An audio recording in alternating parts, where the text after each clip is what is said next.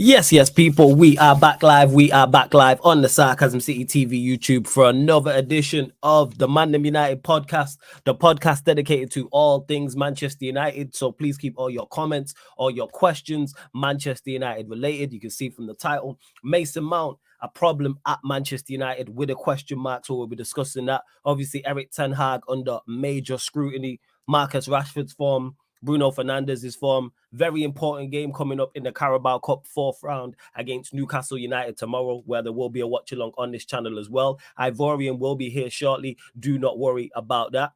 Big up to everyone supporting as always. Large up everybody in the chat. Good to see Hamza in the chat as well. Hamza, I'm going to mod you in a second, but big up to Hamza. Big up to Ed, who says, gang, like upon entry to the city of Sarcasm. Facts. Let's bump up those likes as soon as you land, whether you're watching this live right now or watching this back after the live. Hit the like button on the video. Share across all the socials as well. At That's Me Flawless across all socials. At Sarcasm City TV across all socials. So retweet and like from the Twitter, please. Make sure you do that. Share from the Instagram as well. And on top of those two things, make sure you subscribe to the channel. Sarcasm City TV. Hit that notification bell. It is rolled to 9,000 subscribers here. We're closing on 8,500, which is crazy. So we're getting there, man. We are 8,482. So make sure you hit that subscribe button as well. Ed, I'll save that. I'll start that question. Start that comment in regards to Mason Mount. Big up to Star-Lord. Big up to Hamza, like I said. The legendary Warrior J in the building. Good to see Daredevil as here as well. Classified says big up Mr. Take Note. Big up the Young G. Nero says support the channel, people. It's free. Facts. Man says big up Flawless. Do you remember? Shout out Jazzy, an idiot, for real. Yesterday, doing the most became Let's Troll Manchester United show, you know. Facts, Warrior J. You know what I'm saying? Facts. You know what I'm saying? Yan City, Ryan, and Jez just absolutely trolling Manchester City, but we deserve it. Like, that's it, man. Like, we deserve it, and that's what it is. Like, you can't, and as a content creator and as a fan, I can't criticize and troll other teams and then not expect my team to get trolled. So, like, it is what it is. I have no issues with that. It is what it. We deserve it. 110%. We deserve it, without doubt. Tiefan says Mount is not the problem that bald fraud is. We're gonna get to that. We're gonna get to that, because I think people are misunderstanding the question. When I was gonna do this last week, but then the De Gea news broke late. Remember when De Gea was linked to come back to us? So that's why I changed the title. But I was like, we're gonna get to this. Don't worry about that as well. And of course, if you super chat people, I will get straight to your question. I will get straight to your question if you do indeed super chat. Ed says, when it comes to Mount on the pitch, he ain't a problem because bro barely plays. However, his signing is a problem because it looks as though it's just another overpriced PR signing for shirt sales. Ding, ding, ding, ding, ding. This is exactly what I was thinking. And this is why Ed and me are on the same wavelength with this. Mason Mount ain't a problem in regards to on the pitch because he hasn't played. I personally don't rate him. I personally don't think he makes a difference. But I'm not talking about him on the pitch when I'm asking if he's a problem. How come he can't get on the pitch? Two things. How come he can't get on the pitch when the team is struggling and we're not playing well and we're in horrific form? And two, how come there's no major conversation about getting him on the football pitch? Very rarely do you see that, whether it's content creators like myself or other content creators, whether it's mainstream media, whether it's across social media. There's no heavy conversation in regards to Mason Mount going into the team. Like, and people say, oh, well, he's a new signing. Look at Højlund. Højlund gets taken off and the fans boo. Højlund gets taken off. It's a conversation with content creators. It's a conversation with mainstream media. It's a conversation on social media. What have we mentioned time and time again as Manchester United fans all season? Ten Hag subs. And that includes taking off Højlund when he's taken off Højlund. Because Højlund has made a difference. So how come there's no conversation about Mount? You know why that is, people? Because he's just not very good. Got a welcome to the show as well. My guy Ivorian in the building. Yes, fam, what are you telling me? You blessed? I'm blessed. I'm blessed. I'm blessed. I'm just blessed. Are you telling me if I'm good? I don't know, bro. I just don't know, man. I'm in the same mood as you are, you know. I'm feeling a bit upset, toxic, you know. People probably thought, where's Ivorian Spike? He's trying to run away. He ain't run away. I told him that you'd be here shortly. I did say that. I did say that you'd be here shortly. I'm all right, man. I'm all right. Just not a happy Manchester United fan. That's just me right now. But what are we talking about, by the way? Yeah, I'm just here discussing the Mason Mount and asking if he's a problem, because someone else said in the chat, like, let me get to the comment from it was Ephraim who said Mount's not the problem, the bald fraud is. And I wasn't talking about Mount, and Ed hit the nail on the head with this comment. I wasn't talking about Mount being a problem on the pitch because he has barely played. I'm talking about the fact that there is no conversation about him coming into the side. There's no conversation about him improving the team. Whether it's me, whether it's you, whether it's other content creators, like I said, mainstream media, social media, but yet we'll complain about a Højlund who's been here the same amount of time. And that's been a conversation in regards to the poor substitutions Ten Hag's made all season. Because we feel he can make a difference. The general consensus with Manchester United fans is Højlund on the pitch, even though he hasn't scored in the Premier League, he scored in the Champions League, and you can see his performances. And this is why I talk about goals and assists. Attacking players is not all about GNA. How come Manchester United fans want Højlund on the pitch, even though he hasn't scored or assisted in the Premier League? That's because we can see what he adds to the team. Yes, of course, we want the goals to come. Of course, we want the assists to come. But we've seen it in the Champions League that he can indeed do that. And to Starlord, who says, I can't judge Mount after a few games. It's not a question about judging. Again, Starlord, it's not about him on the pitch because he has barely played.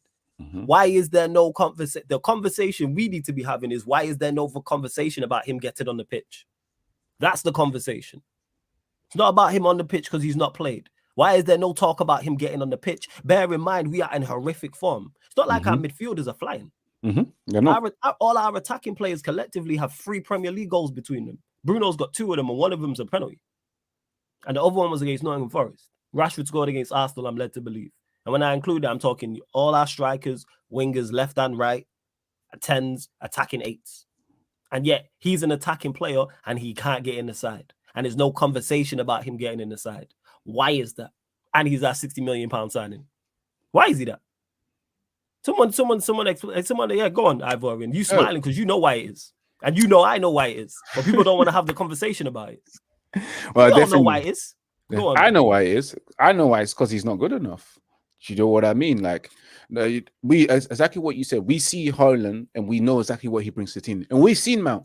We've seen Mount at Chelsea, and we've seen Mount in pre-season, and we've seen Mount in the small amount of games that he's played for Manchester United, and we've all laughed. You know, there's a reason why people call him 007 for some reason. Like, how many starts, no goals, no assists? It's because he can't. He's just not good enough.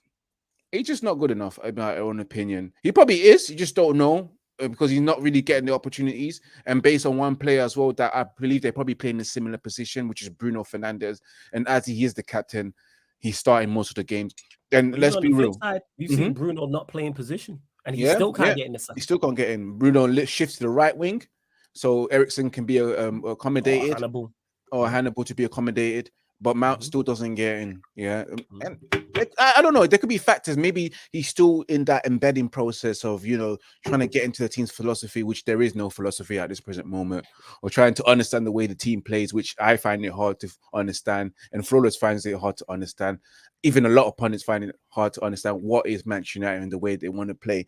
So with Mount, I don't think he'll get that opportunity at Manchester United anymore, you know, because we're in a situation of where we're in crisis at the moment. So I don't know if Ten Hag wants to make that change. I'm very sure. I think we would like to see the difference between putting on a Mount instead of a Bruno.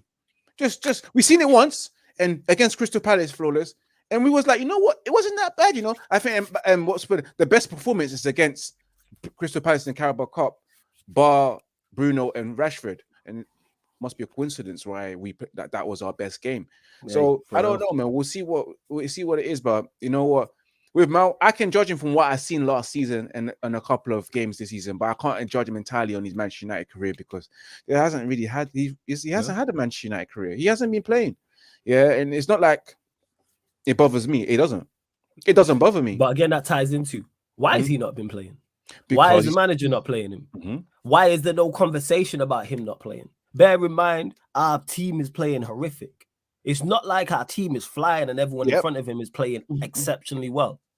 Why can't he get into a poorly performing Manchester United side? And on top of that, again, people, I'm going to repeat this. Why is there no conversation about it? Again, because we know he's not good enough. And no one's talking about it. We hear the English pundits are not saying, why isn't Mason Mount playing ahead of Bruno Fernandes? They're not saying that. They on any other day they would have said that if it was a different player that was playing in that midfield. Let him have been a different nationality. Let him have been let him be a Brazilian. Brazilian. Or Let him Paul be a Fred. Pogba. Let him be a Fred. Let him be an Anthony, who we discuss. And Anthony's also not. This is not me saying Anthony's not good enough. People, I mean, is good enough, because Anthony's not good enough. That's not me saying that. I'm saying is that's a constant conversation. We constantly criticize Anthony. Anthony's price tag is constantly mentioned, and rightfully so. He deserves the criticism he's receiving. But what I'm saying is, it's a conversation. Because EVO says because he was just back from an injury. Okay, so how long? So wait, how come he's been on the bench? It's been like 4 weeks. So how long is this injury gonna take? How long is it? Let me know. Like, I'm not hearing this because Amrabat got injured in the started games. Amrabat got injured on international break and still came back and played. Yeah. To Eddie says to quote my manager.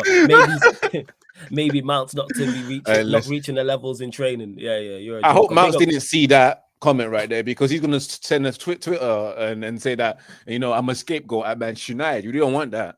Yeah. And to Keegan, who says Mount is signing is a huge problem. We spent 55 million on him to be on the bench. Also, the manager isn't utilizing him properly. Huge red flags. Keegan, let me ask you, what's the best way to utilize him? Genuine question. I genuinely want to know, like, what you think is the best way to utilize him, because the fact that this is a conversation tells you all you need to know. Because when it comes to, I use Højlund because he's also a new signing. How come there's no conversation about the best way to utilize him? How come we all watched him game 1 come off the bench against Arsenal and go, oh yeah, we see what you're about and what your strengths are and what you can do. But yeah, this man's been in the league 4 years. Now Manchester United in his 5th year, and we're still having conversations. I still ain't seen nobody say in the chat, yeah, man, like, we should be playing. I just see deflection. Like, for instance, people getting it mistaken. 1 second, let me get to it. And I love how people always try and like deflect from the conversation we're talking about. So let me get to it. Where's the comment? I should have started. 1 second. Bear with me. Bump up the likes as well, people. Bump up the likes. Hit the subscribe button. Make sure you subscribe to Ivorian's channel. The link's underneath in the description. I am going to add it to the title in a second as well. Thomas says Sancho, Rashford, and 360 dribble are way bigger problem. But we're not comparing who's the bigger problem. That's not the conversation. The conversation, we're talking about Mason Mount. Not talking about who's more of a problem. How Sancho's a problem when he's not playing, I don't know. But we move. He should have been moved on. Not even not playing. He's not even available.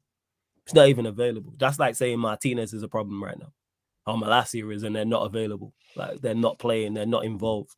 But in regards to so that's what I'm saying. I don't like the whole deflection. We're here talking about Mason Mount because let him had been playing well. People in the chat be saying, "See, you wrong." Like when he played well against Palace, which he did.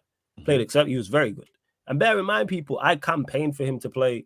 When we did the predicted lineups on Friday, me and Eddie, I said I would have played him in the Manchester derby. I would have definitely played him. He's honestly a hard-working man. You can easily utilize him. See, here we go, and this is a prime example of it. He's a he's an honest, hard-working man. Flawless. I think every footballer is a hard-working person because you have to work hard to become a professional football player, right? That's a God-given characteristics of being a football player. You're hard-working. So that word is honest, hard-working. Is it because he covers a lot of ground? Everyone covers ground. I cover grounds. It doesn't mean anything to me. And hard-working is not a reason to utilize a player. I want to hear words that because he's hugely talented, you can easily utilize him. Not hard working. That just sounds like a Scott McTominay to me. It sounds like to me he's describing Scott McTominay, Flawless. Do you know what? That's me or you. You could say he's an honest, hard-working man. You could hear like if I played for Manchester United, I'm an honest, hard-working man. So's Ivorian. So's Nero. So's Ed. You know what I'm saying? Pick a name from the chat. You can go get whoever. I'm an honest, hard-working man. So how do you utilize him? So I could play for Manchester United then, because I'm an honest, hard-working man. Absolutely, bro. But no, I can't because I'm nowhere near good enough. I'm nowhere near good enough. Like, what are we talking about here? We're not. But yeah, is he a problem? Yes, people, but not for the reasons you're talking about. Again, not on the football pitch. I'm not talking about him on the pitch. I'm talking about him not playing, us not playing well, and it not being a conversation. Because he brings very little. Can't say nothing. Hear the backing of him. He's an honest, hard-working man. What does honesty have to do with being a good footballer? No one's talking about his footballing skills. Yeah, we're not even hard working is the bare minimum. I'm saying that's like turning up to work in your uniform. Mm-hmm. I don't give you don't get credit for that. You're supposed to do that. That is legit. If you work at Foot Locker, turn up in the Foot Locker uniform. If you work at Asda, turn up in the Asda uniform. If you work for UPS, turn up in the uniform. If you're in the Amazon warehouse, the list goes on. It's basics. I'm a content creator. Ivorian's a content creator. It's like us turning up with a mic and camera phone. We don't get credit for that. It's basics. We don't do it. You don't get credit for putting on that headset and turning on your camera. I don't get credit for having a camera and a microphone. It's the basics. Yeah, you're supposed to have that. It's supposed to. This is the uniform. This microphone, this camera right here, this microphone, this is the uniform. On this hard work, like what we doing. Imagine that. Okay, all right. See, this is what I'm talking about. This is what I'm talking about. Don't worry, Hamza. I'll start your question. I'll get to it as well. Yeah, see, Nero, I can never praise pro athletes for running. That's the bare minimum. It's like the person in Foot Locker going to get the correct size. It's the bare minimum. It's the bare minimum. Like, what we talking about here? Let's see what else you lot are saying as well. Keegan says, flawless. If the manager wants to turn things around, maybe he could pick the same side we played in the Palace Cup game. What do you think? Ivorian, we'll go to you first. Now, what are you saying? Palace, what would you like to see as a lineup? I just want to see a squad without Rashford and Bruno Fernandes, bro. That's all I want to see, bro. A squad without those two guys that's holding us back, you know. But yes, you're right. He could make changes to the lineup to shake things up, but he refuses not to because he's gonna die on his sword at the end of the day.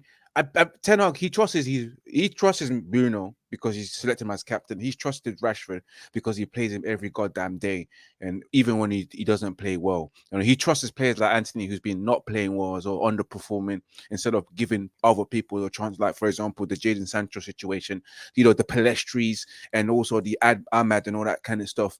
So if he decides to start doing that, maybe we can probably see a difference. Because I could say it before, our best performance was in the Carabao Cup when we didn't have Bruno Fernandes and Marcus Rashford. Well, whether you did see a Mason Mount and he contributed to the team's attacking, and you saw the best out of Casemiro with Amrabat in position. And bear in mind, Amrabat was playing, I think, left back in that game against Crystal Palace, and then got moved into midfield when he made the changes in the second half. So that's the best we've seen so far. So Keegan probably has a point here. He has a point. But it's whether the manager himself is going to look at himself and say, you know what, I need to make those changes, because Flawless, we're coming close to November, and the manager hasn't made any changes to rectify the mistakes as we've been seeing on the pitch. You know, it's almost November. You know, last season it was just 2 games. All right, I'm taking off Maguire and all that kind of stuff. I'm not having this. Yeah, we're not going to play from the back. We're going to play long. David De Gea, you don't do that no more. He made those changes in 2 matches, but this season he's persistent in continuing this high energy, trying to be the most dangerous team in overturns and all that kind of stuff, in transitions and all that kind of stuff. This ain't Manchester United, man. This is not Manchester United. He's persistent with it. You know, he's gonna die on it.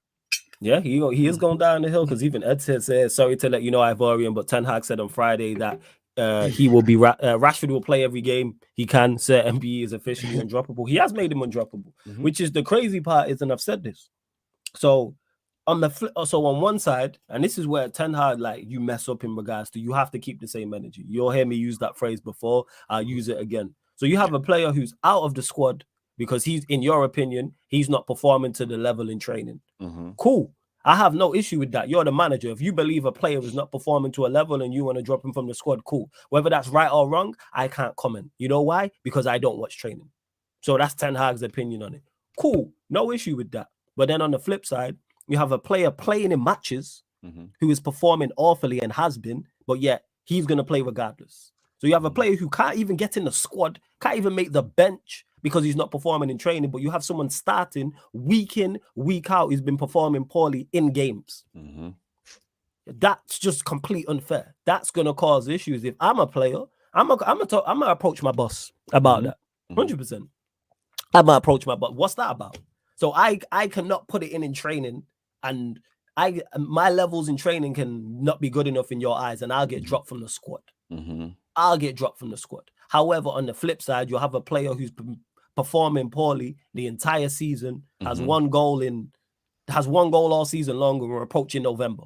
He has 1 goal, and we're approaching November. Yet and you said this publicly, he's going to play all week long. It's a joke. And Star-Lord, don't get it mistaken, people. This is not me backing Sancho. People need to cut out with this. Again, Shout out to Eddie. Me and Eddie did the player ratings last season. Go to the ManDem United podcast playlist that says summer transfer window. It says summer transfer window. You can go check it out. It's the last video. Manchester United season player ratings part 2. And me and Eddie both gave Sancho a 3 out of 10 for the season. I said all summer long, sell him. He's not going to work here. So this is not me backing Sancho. This is me just talking about just being fair and keeping the same energy. And that is not keeping the same energy. That's just wrong. That's just wrong. So a player, so you have, and you clearly have your favorites. So that's going to cause issues. I'm calling the manager out on that. I'm talking to him. How does that make sense? So a player can be dropped for poorly performing in training, but a player can poorly perform in games for months, and that's okay. All right, cool. No, but but you know what's so funny about the situation, Flawless, is that you out here attacking the player for not performing well in training, but when you have players who are not performing well on the actual game, I'm not talking about practice, I'm talking about the actual game, yeah? You don't have an issue with that. Let me tell you something. I know I've played the game too. I've come across many football players who are the best trainers. They're amazing. Before you continue. Yes, Star Lord, you're missing my point. Again, you ain't listening to what I'm saying. This is nothing to do with Sancho in regards to minutes. This is nothing to do with Sancho's performances. I said, is his mic on? Sell him all summer long. How many more times? I'm not saying he should be playing. I'm just pointing out the hypocrisy of it. I'm just pointing out the unfairness of it. I'm just pointing out the inability to keep the same energy. If you can't see that's unfair, you just dislike Sancho at this point. If you can't see why that's not fair and why somebody would have an issue with it, I don't know how many more times to explain it. I really don't. Big up Mo as well in the cut. Make sure you subscribe to his channel. Yeah, go on, Ivory. Big up Eddie as well. You got that joke as well. You want to talk about practice? I'm not talking about practice. I'm talking about the real game. You know, I got guys who I've played with in the past who are amazing in training, Flawless, and amazing when kicking about. They'll dribble off past everyone. But when it comes to the actual game, they're a shadow of themselves. We've had players like Tevez and what's it called? Hazard, who's been described as the worst trainers in the world. But when it comes to match day, they turn up. They show example. So I wouldn't just again, let me repeat it. Star-Lord. It's again, blank the names out. I'm saying that is unfair, is what I'm saying. Forget the names. Again, I just don't think you're listening to what I'm saying. But then again, you're a Bruno stan. I don't think you are listening to what I'm saying. It's nothing to do with the names. If that was a youth player, I'd be saying the same thing. That is not fair. That's the point that I'm making. Keep the same energy. Keep consistent. What are we talking about? Yeah, go on. And we have players like Tevez, horrible trainers, and Hazard, horrible trainers. But when it comes to match day, they show themselves. Yeah. So I wouldn't just base my facts and my opinion because someone trains badly in training, and then someone else does well in training doesn't mean that they'll do well on the pitch. So with Ten Hag regarding the Jadon Sancho situation, and although Jadon Sancho hasn't done well on the actual pitch, yeah, still you shouldn't base on his facts on his decision making because Sancho is a bad trainer, because Rashford is a bad performer in the actual games, bro. And Anthony is also a bad performer in the actual game. What's the difference between Sancho and Anthony in terms of outputs from their perspective? They got the similar amount of goals. You know, we saw the fact that Nicolas Pepe has done better than them both combined. So why would you take it out on Jadon Sancho, yeah, and not take it out on Anthony? I don't get that. So our manager, if it comes to training, he's got no right to say what he has to say, because I care more about what's on the pitch, and what's on the pitch is not good enough. First, and that's legit. And you said you're not talking to me, you're talking to the chat, but the point still stands. The point that I'm making still stands in regards to he's had more than enough chances. Okay, you could say that for everyone. Anthony's had more than enough chances. So why has he not been dropped?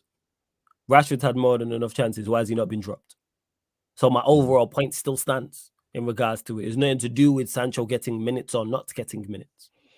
It's about why is it one rule for one and one rule for another is the point that I'm making. That is unfair. All I'm asking is the manager to bear in mind, I don't think any of these players are good enough. Rashford, I know what he can do when he's in form. But that's it. And Mo said been trying to contact Ivorian Spice on Instagram. Someone tell him text me. He's right here. There you go. Which Mo? Mo hit you up. Mo from who's on Never a Foul. That's Never a Foul, Mo. Swear down. I do apologize. People, man. You know what I'm saying? No. I'm not a bougie guy. I just got so many. I get a lot of messages, man. You know? Yeah, man. You get a lot of love, man. People love you, fam. It's all good. I can't catch. I even ignore my woman's messages on Instagram, bruv, because I go through a lot. Yeah, but she could just hit you up. You know what I'm saying? Yeah, I know. Tap you on the shoulder. To Satchin Day, I hope I didn't butcher your name. Says Mount needs to be put in his best position and played for half a dozen matches so we can properly judge what we bought. He's a number 10 primarily, so Bruno needs dropping and replace him with a right winger. So here we go. What we're saying in regards to judge what we've bought. I hear all that. That's why I've not complained about his performances. I think you got here late. I'm talking about why is there no conversation about him being in the side? That's what I'm saying. Yes, that's what I'm saying. That's the point that I'm making. Sajin Day, you got that. That's the point I'm making. So in regards to judging him out, the reason why I've judged him out because I watched him at Chelsea. That's why. I watched him 4 years. No, 3 years. I'm telling a lie. I watched him 3 years at Chelsea. I've seen him at his very best, seen him at his very worst, seen him at be average, like at his average, and he's just not very good. Like, it's just as simple as that. Look at his numbers. His numbers tell you that. His goals and assists tell you that. The eye test, the stat test and the eye test tell you all you need to know. Watch him and look at his numbers. There's nothing impressive. Why is he going to come here and become good? Because in this sentence here that Sanjay's Jinde is put, you could put anybody's name there and it applies. Flawless needs to be put in his best position and played half a dozen matches so we can properly judge what we've bought. He's primarily a number, whatever, I'm a 6. He's primarily a number 6. So Amrabat needs dropping and puts Casemiro next to him. I'm a DM, people. I play as a 6. So, and when I play 11 aside. All right. Like, Ivorian needs to be put in his best position and played half a dozen matches so we can properly judge what we've bought. He's primarily a number. Are you a striker, fam, or winger? Where'd you play 11 striker, yeah? Me, I used to play as a midfielder, man.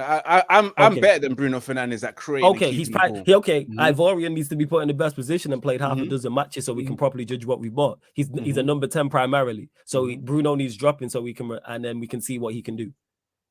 See the sentences. Sanjay there put one, Thomas B put one where it's insert player name here. It's the same thing. It's the same thing. Like, we know what it is. My choice of midfield, FU, I'd play Amrabat, Casemiro, Ericsson. That's my midfield 3. That's what I would go with. Ironically, it's 3 of his 3 signings in midfield. Funny that. I'm just tired of the rest. I know what Casemiro can do because I've seen it last season. Amrabat, I want to just see what he can do, and because he's new. And Ericsson, I'm a big fan of. He's the one midfield. He's our best midfielder on the ball by far. So that's the 3 I'm going with. And you don't have to worry about his energy and his lack of mobility when you have Amrabat and Casemiro next to him. In there with him, I should say. Let's see. Big up Jego, who says Jamaica in the house. Big up. Hey, big up to my guy Jego, who was on Sunday's edition of ManDem United podcast as well. Nero says Streets are saying Flawless plays like Busquets at DM. Yeah, Busquets now. I'm saying. Yeah, Busquets now, not prime Busquets. Busquets when he's over the hill, that Busquets. But you lot are going to see me play ball at some point. So Hamzu says, Flawless, do you think Ten Hag is part of Ratcliffe's plans? I don't know what Ratcliffe's plans are. What are his plans? That's gone all quiet. Yeah, what is his plans? That's all gone quiet. I know the bid's been tabled and it's there, but there's been no news whatsoever in regards to the bid, so I don't know. I can't comment.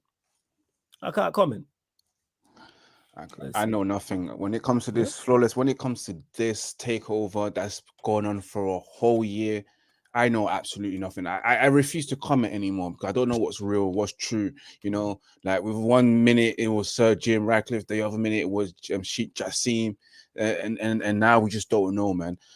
Until it happens, just like you, until that yellow bar on Sky Sports News and Fabrizio Romano says, "Here we go," and it's final, then we can talk about it. But for now, we're wasting our breath and energy and emotion on this situation, because why are we going to do this to ourselves and get ourselves emotionally hurt and damaged? Because we was hurt when we found out that Sheikh Jassim dropped his interest. It was hurtful. You know, I told you guys, I woke up very early in the morning thinking about it. 5 o'clock in the morning, I couldn't get back to bed. Like I was just constantly and my girlfriend asked me, "Are you all right?" And when she was even talking to me, I wasn't even listening. That's how bad it was, Flawless. She was talking to me. I wasn't listening. I was looking at the ceiling. Yeah. All jokes aside, she ain't watching. How often do you do that anyway, fam? You should be talking to you and you ain't listening. But this one, I wasn't really listening. Yeah, I wasn't really you actually had other stuff on your mind. I'm sorry, babes, but you know what? It's not you. Just that right now I'm thinking about this sheet to scene thing, and Manchester United has got, and I do apologize, but I didn't hear anything that you said. But it is what it is, man. So yeah, I'm not going to talk about the subject until it actually becomes a reality. I hear you. I hear it. So yeah, that's what it is. And a lot of people who are like, "Oh yeah, see, I told you it wouldn't be Sheikh Jassim, it'd be Jim Ratcliffe." So how come Jim Ratcliffe ain't taking over then? Where's the Jim Ratcliffe takeover? The bid's been made. We know that much. 25%, 23%, whatever the case may be. But how come he's not taking over yet?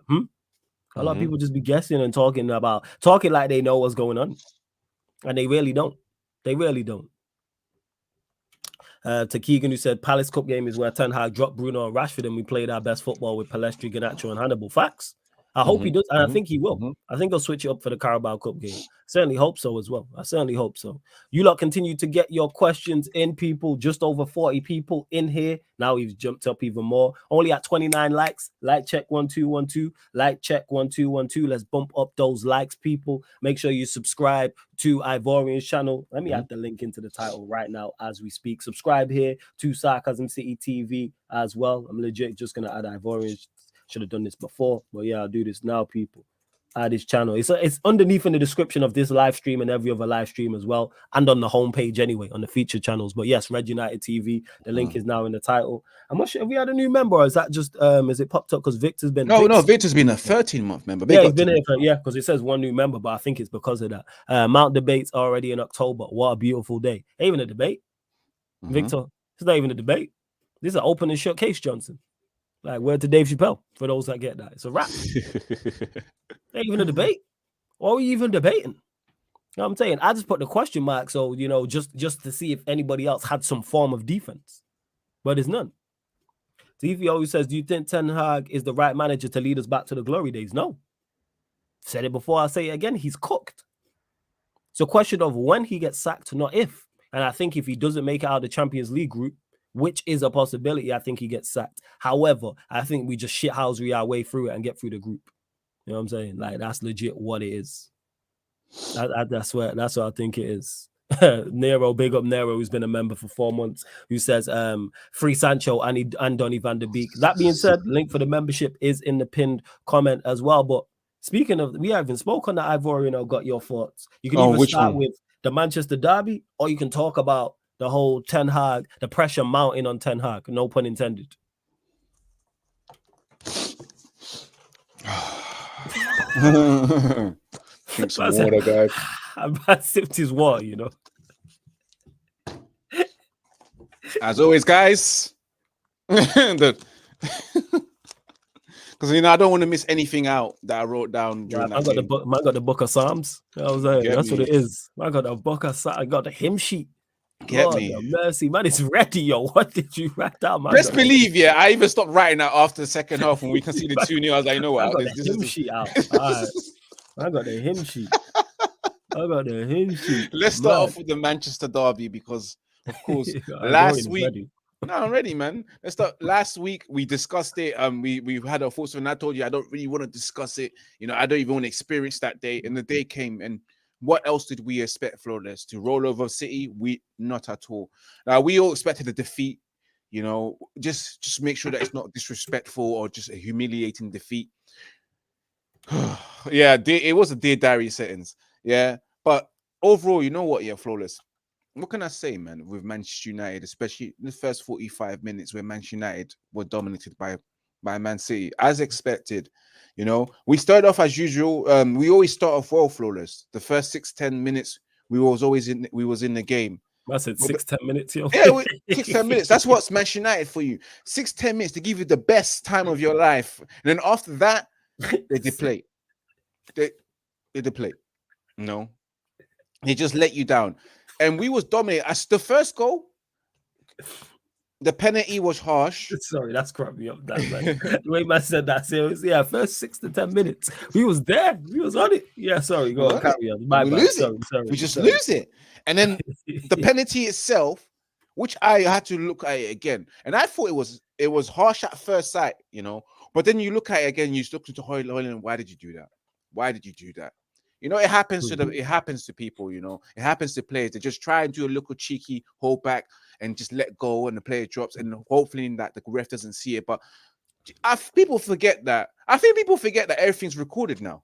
Footballers themselves, as they kick ball, they forget that there's actually a camera, and they can reel it back and do a reel up, rewind, and look at the incident, and you won't get away with it. Players have actually forgotten that there's actually a camera, and then it was a penalty, in my opinion. But I believe from the penalty that we conceded, the player's head went down as always, man. The first goal we conceded, I don't really want to talk much about this game because there's no point, you know, because I just get myself emotional again. The second goal that we conceded, bad defending as always. Haaland being Haaland, and Haaland for some reason, man jumped in the air like he was Buzz Lightyear, you know, up in the way, you know, to infinity and beyond, head that ball in, and Bernardo Silva scored us, you know. And I told my friends, this is what a real midfielder looks like. Please take note. All those Bruno fanboys, Bruno holics, you know, Bruno sexuals, that's you know, oh, they all are, yeah. That's what a real midfielder looks like. Rodri, Bernardo Silva. They schooled us. They schooled us, you know. And that's what happens when you have a real proper midfielder that's integrate, that holds the ball well, know when to get into pockets, know when to run into spaces, you know when to dictate, know when to drop off as well, know when he wants the ball at that particular moment. Those are proper midfielders. Those midfielders that don't really go raving, they don't really drink. You know, they go training and they go back to their kids and their wife and be dads. You know, just like Pep said, humble players, not them guys that go and joking. I don't want to get. I was about to say, yeah. I know he's about to say something wild. Yeah. Go on, Kyle. Get back to the game, my friend, man. Get back to the game, Rashford. You're allowed to celebrate your birthday, Rashford. You're allowed to celebrate your birthday. Oh yeah, that's yeah. People talking about players can't shut up. Let them players live their lives. Let them players live their lives. I don't like, as long as they not smoking, you know, like, do your thing. As long as you're not smoking, like, I don't really, you know what I'm saying, taking hardcore drugs. And taking balloons. Drugs. Yeah. Anything like that. Anything that's affecting your body like that. Like, I'm not saying like a fast food or like a little drink. Do your thing. But like, as long as you're not smoking, like you said, or doing balloons or anything crazy like that, you gotta let that man in. As much as he's in poor form, let him enjoy his birthday. He wants to party and he wants to fly out. Let him do his thing. Let him do his thing. To do with it. Nothing to do with his game. Yeah, go on, family. Carry on. Yeah, so again, Bernardo Silva, one hell of a player, man, and just totally outscored us, took us to the training ground. And I think it was a training session for Man City, man. Haaland making it 2-0. It was done and dusted from that moment there. And then the third goal as well, just City at their finest with the Phil Foden tapping. But then I go back to the manager and I look at the starting lineup and I look at the way we were set up. But I can just say the substitution as well with Erik ten Hag was just, I didn't understand. Listen, Lawless, I said I didn't understand the substitution that he made with Amrabat. Now I understand that Amrabat was on a yellow card, you know, and could potentially get sent off here. But the substitution, I think he's carrying an injury. I think he's carrying that. I best hope he carries it. I best hope he's not playing tomorrow. Then he better not play tomorrow then, because tomorrow's another game. Like, if he's carrying an injury, he best not play tomorrow, because that substitution with Mason Mount put us in the same predicament of being even more open. And you notice the fact that when we made that change, we was far more open in midfield. We invited a lot of pressure, from Man City. And Man City is a team that you do not want to invite pressure. They already assert themselves already by default. Yeah, you don't want to just give them even more and say, here, you might, if in fact, have my car keys, have my woman, have the house. That's what Man United did, against Man City. That's crazy. Yeah. No, it's true. Because Man City will come to your house and say, I'm going to have your woman. That's by default. But you're like saying, you know what? Take the house too, take my car, and take my PlayStation 5. You know what? Let me kick myself out. Because that's how I feel Man United were behaving against Man City. Because inviting pressure like that was too dangerous. And then Man United conceding the third goal, typical Man City.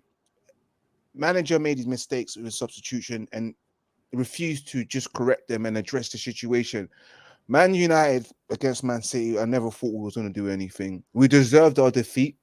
There's nothing more we can say about that. We just have to try and keep it moving and try and fix things. Even though I highly doubt it, I'm in doubts over the manager. You know, I'm not going to sit here and say I believe in everything that I see here. I don't, Flawless. I don't believe. I did give the manager until September to correct his mistakes. We're gone past September. Now I'm just watching.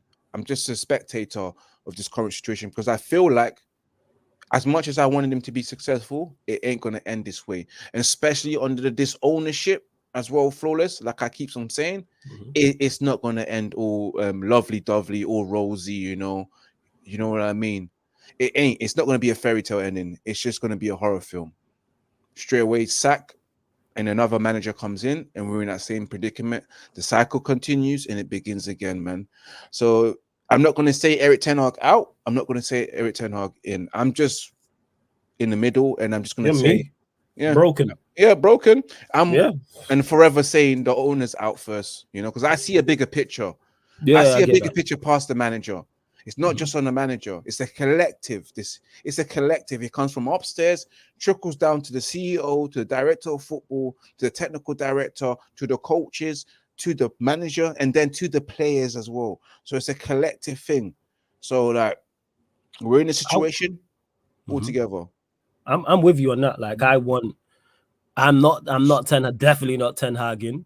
I'm not Ten Hag out. Fully understand why people are legit. Just my cousin was messaging me about the stream yesterday. Shout out to my younger cuz, and he was saying he's watching. Big up to him. And like I think he is pretty much Ten Hag out, and he was like, "Yo, I hear the conversation about it. Like I can't dispute what anybody's saying. If Ivorian said right now, I am Ten Hag out, or someone in the chat said it, how can I argue against you? How can I tell you you're wrong? I can't. The evidence is building like a RICO case. Am I Ten Hag out? No, because I'm much more. I'm with you on the structure. I want a director of football. That's what I want. You know what I'm saying? Like I want a director of football. And to Ed, who said, I think Ten Hag is going to get sacked once we go out of the Champions League. Sadly, I think you're saying there, Ed. Correct me if I'm wrong. It's sad that we're going out of the Champions League, not him being sacked. I'm just saying. But yeah, and Stephanie G, that's where I'm at. Like because I see no solution to the problem. I'm just broken about it. I'm just disconnected. Whether we sack him or we don't, do we play better? Let's say we sack him. Could we play better football and get better results? Yes. But do I think that gets us to our long-term goals? No. Maybe I think we improve and win FA Cup, League Cup, which Ten Hag did with in regards to winning the League Cup, making the FA Cup final. Maybe top 4/top 5, because top 5 now gets you Champions League. That is pretty much it. There's not much more that I look at and go, yeah, go on, fam. And it's, you know what, Floyd, and it's easy to say, oh, bring in another manager, maybe he can get a tune out of them. Oh, look at Ange Postecoglou. He didn't sign any players, and he's got a tune out of Tottenham. They're playing fantastic football. You look at De Zerbi at Brighton, you know, he came in and changed that style or whatever. They're doing well. And you look at, for example, Aston Villa's managers doing well. Well, there's a difference there. They have structure.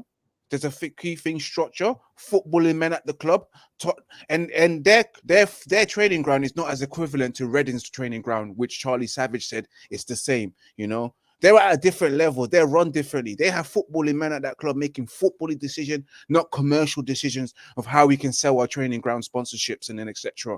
You know, there's their structure there. You know, we're behind. We're behind on the pitch. We're behind in the training ground. We're behind in the stadium. We're behind with the people that we hire. Like you look, for example, Flawless, Richard Arnold, Sir John Murtough, Darren Fletcher. Can you tell me, I'll tell you right now, are they not doing this job that they're holding right now for the first time in their life? Do they have experience in this role, Flawless? Yeah, but I don't even know what they do. I'm not gonna lie. But aren't they not doing this job for the first time in their life? Richard Arnold is the first time he's ever been a CEO of a company, right? And he was Woodward's right-hand man, a banker. You look at Sergio, the Uber driver, John Myrtle, head of youth development, becoming director of football. This is Manchester United. And you look at the technical director who was a coach while Ralph Ragnick was there, and they just gave him the technical director role because they just didn't know what to do with him. That's his first time. He's there. No real genuine experience in that role. And you wonder why Manchester United are not doing well. And you look at the owners, they don't care. They take their dogs out for a walk on match day. You know, they don't know nothing about soccer. You know, this. And what do you expect from us? Everyone's doing it for the first time in their whole entire life. And this is Manchester United. We should have the elites. Why are you surprised? You know, why are you surprised? And I read today that we hired some recruitment guy from Cardiff, flawless from Cardiff. Championship. The set piece coach. Chelsea's under 18 on set piece coach, right? That we got here. See, that's why I don't even be following that. No real credentials at elite level. They're not even doing that at first team level. Under 18 set piece coach that came from Chelsea, and then we've got someone from the Championship that's going to be hired for the recruitment team. What does he know? Yeah. And then you got Darren Fletcher. When you asked him, "What do you do?" He's telling you, "I don't know." In fact, he refused to answer the questions when he was answered. What do you do? What does Darren Fletcher do? I even had said it in the chat. Fletcher doesn't even know what Fletcher does at the club. But you expect people like De Zerbi to come here and do the thing. They will die here. They will die here, just like we've had Louis van Gaal, Champions League winner, multiple titles, you know, international manager, Jose Mourinho, 2 times Champions League winner, multiple serial winner as well, yeah? And they couldn't fix it. And again, for those who love Oli, an away record championship, because you want to give him his credit for that, because that's the only thing I can say about him. Couldn't do it here. Erik ten Hag, the next up-and-coming rising manager before he came here. Can't do it here. Jesus Christ, the Lord and Savior. Can't even turn water into wine at Old Trafford, you know. When are people going to understand, Flawless? That no manager can do it here until things change. Until you get real footballing men upstairs that have a philosophy and have a way of Manchester United play. You ask the Glazers, what's Manchester United's style? What is Manchester United? They can't tell you that. We know what Manchester United was based on. Fast wingers, counter-attack, attacking football. When we've always had pacey wingers who cause problems. We cross the ball. We have a box-to-box striker. That's Manchester United's football. Throughout the years, under Fergie, under Bubsy Babes, we've always had elite wingers who are quick and dangerous and elite midfielders who keep the ball, and we played attacking football. At times, we adjusted to the opposition. You know, if we had to defend against a team like Arsenal, we would defend and counter-attack them and beat them. You know what I mean, Flawless? Yeah, exactly. I'm like, I know cooking. I'm like, get off your chest. Carry on. Exactly, but the Glazers can't tell you that. They can't tell you that. All they can tell you is that, last year we made 15 million in dividends and etc. We did so well commercially, taking in 600 million in turnovers, because that's what they can tell you about Manchester United, which is just the stats and figures of the finance and the books. But they can't tell you anything. You look at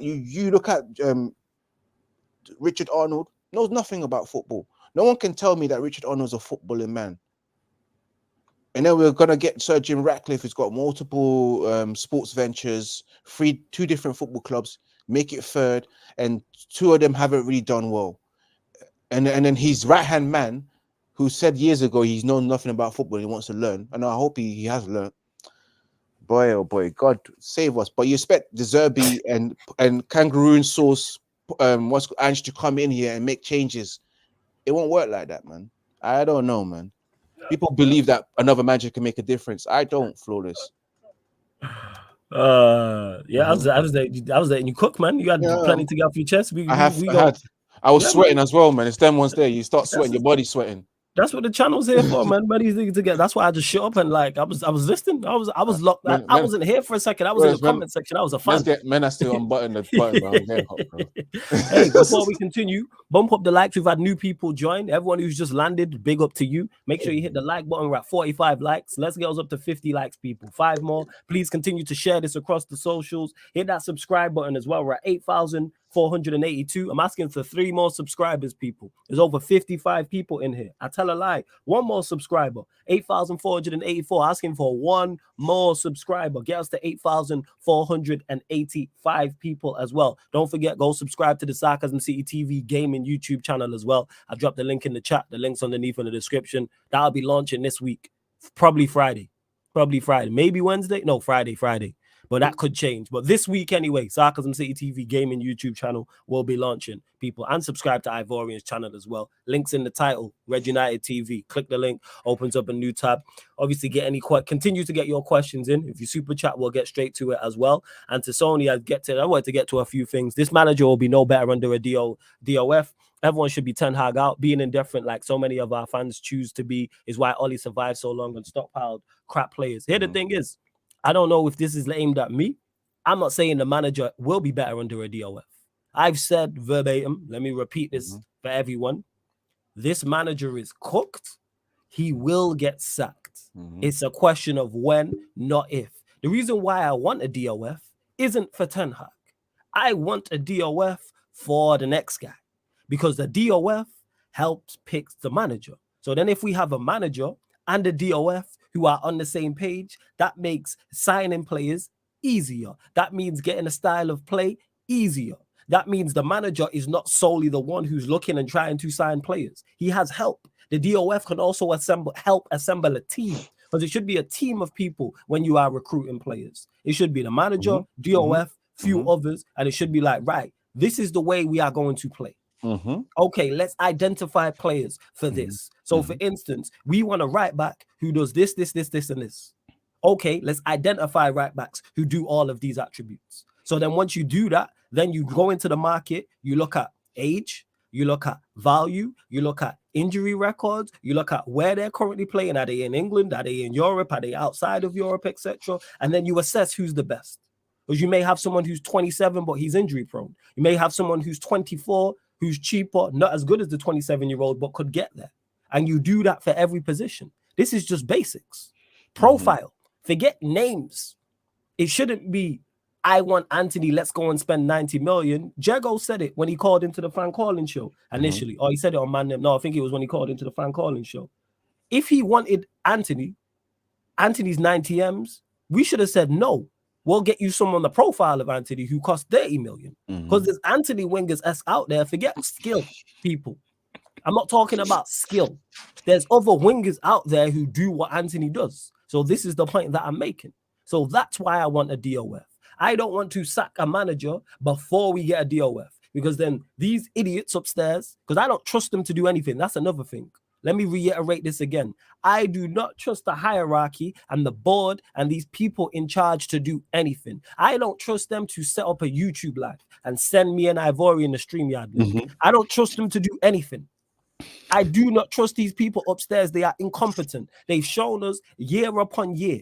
We have so much evidence in regards to it. So I don't trust these men to sack Ten Hag and go out and get the next guy. I don't even trust them to bring in a DOF. I don't trust him if they do happen to bring in a good DOF. Give the DOF everything he needs to be successful.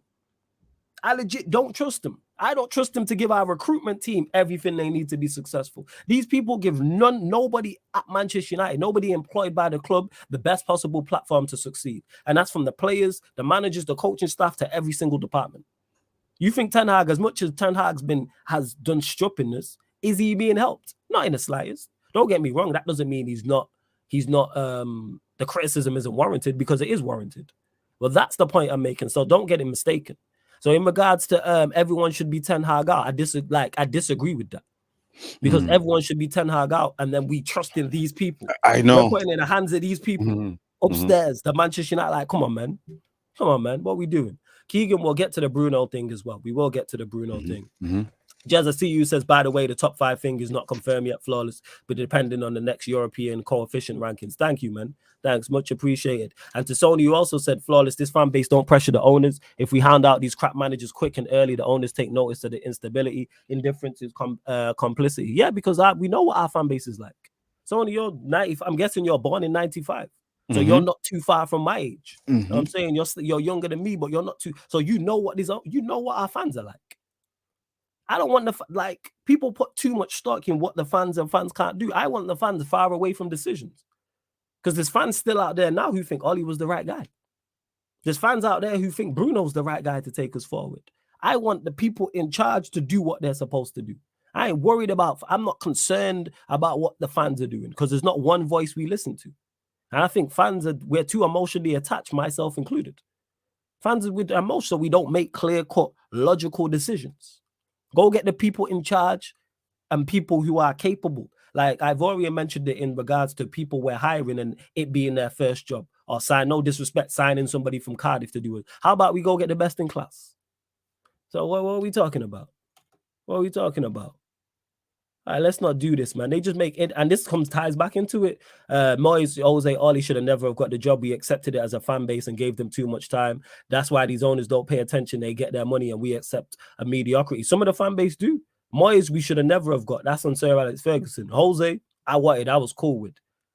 Ollie, no, but again, that comes back to the board. We didn't get a say in that because the vast majority of the people before Ten Hag got the job wanted Poch. Poch was the popular choice, which in hindsight, probably would it have worked? Who knows? I'm not here to discuss that. So yeah, like I don't understand. I'm lost in regards to being Ten Hag out. Like, oh, you must not be, because it's going to be rinse and repeat. It's going to be rinse and repeat, like, without doubt. Rinse, repeat. And I'm tired of the cycle just going. It's been 10 years of this cycle, but no one sees the bigger picture. Sometimes I'm like, guys, you don't see the pattern. It's always the same, you know. When are we going to start looking at the people who runs the club? If a business is failing for 10 years, I don't look at the manager. I look at who owns the business. That's facts. I don't look at who owns the business, who's hiring the store manager. I want to know who's hiring the store manager, and I want to know who's hiring the what's it called. I start for the store manager.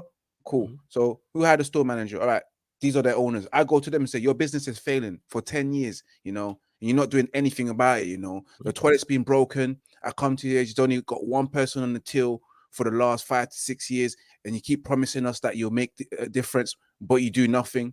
You know what I mean? Like your sales associate is being rude to the customers 24/7, telling them to suck out and all that kind of stuff, you know, and then talking rude to the manager, telling him that you're making me a scapegoat and etc. You know what I mean? I'm not coming to work anymore. Shit like that. You look at the owners, man.